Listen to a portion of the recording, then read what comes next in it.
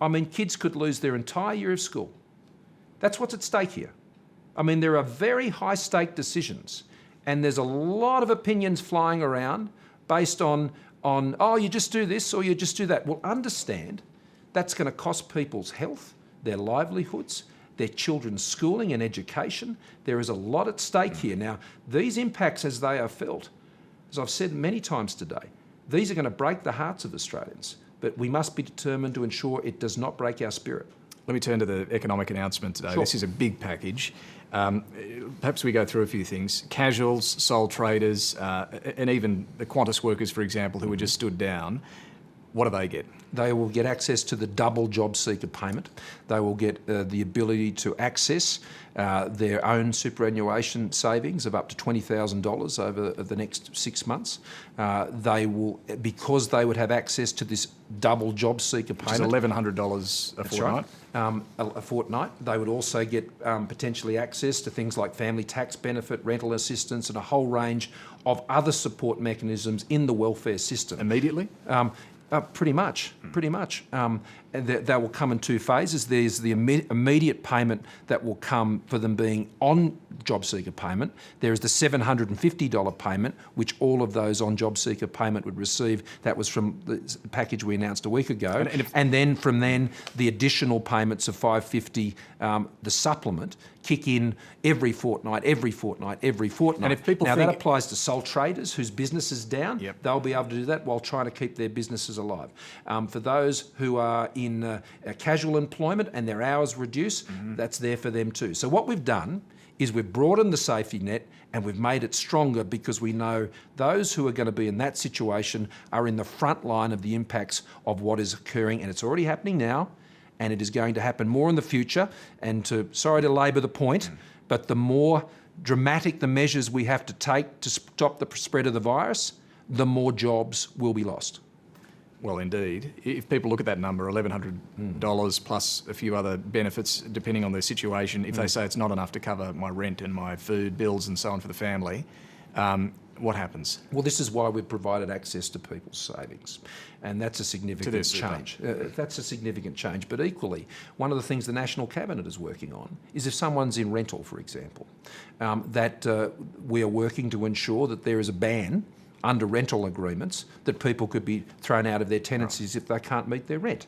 The same would apply to commercial tenancies as well. Equally, we've been working with the banks to ensure that people can get mortgage relief in those circumstances, to reduce as many of their fixed costs. There'll be waivers that'll be on things like electricity and things like that from institutions. So we're all working to get all those prices and costs down and to increase the amount of support and payments that we can provide. And what about students on youth allowance? Youth allowance other is covered. So they'll get the $1,100. The youth allowance other is part of these payments, as is the single parenting payment. Temporary visa holders, there's a whole bunch of them. They don't normally under get special social benefit, security. they're covered. So they'll get it as well. Special benefit, those who are on special benefits, that's also included in this package. So does that include a foreign student, for example, or? Well, it all depends if they're on special benefit. Well, I mean, a foreign student wouldn't necessarily be on a benefit. Okay. For the businesses, the small and medium-sized businesses, you've announced payments of up to $100,000 over the coming 6 months for them. When will they start to get that? Oh, that will come in their BAS in April, and they can plan on that. No, it's about the 24th, I think. It's another month from now. But the point about the business support is they know it's coming, and it's coming of what they've already got.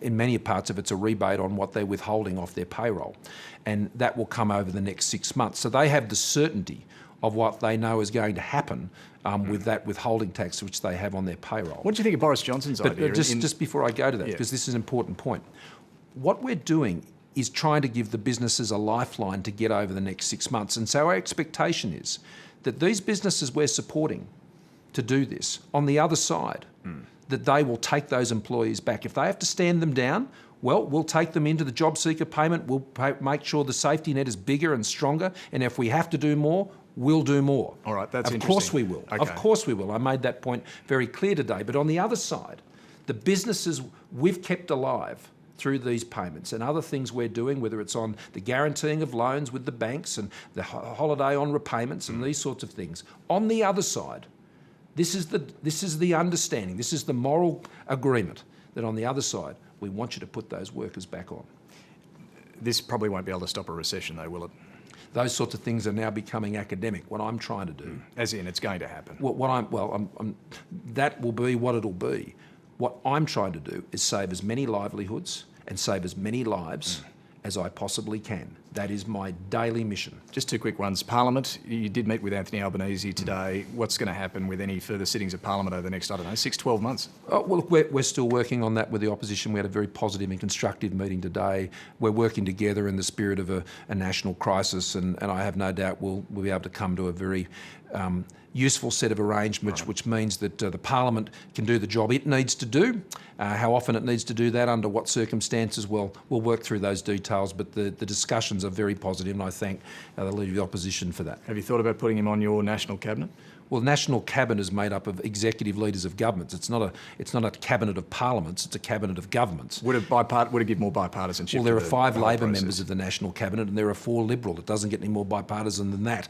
And the unanimous view of the National Cabinet is it's got to be governments, because it's governments that are making decisions. It's governments that are providing payroll tax relief or changing tenancy laws.